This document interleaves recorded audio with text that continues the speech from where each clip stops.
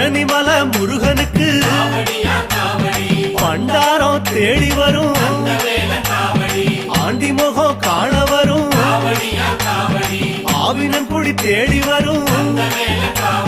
கால்நடையா வந்த காவடி இது தேடுவது கந்தன் காலடி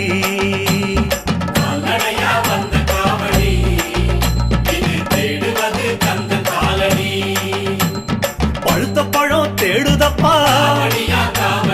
பாலதண்ட பாணி கேட்ட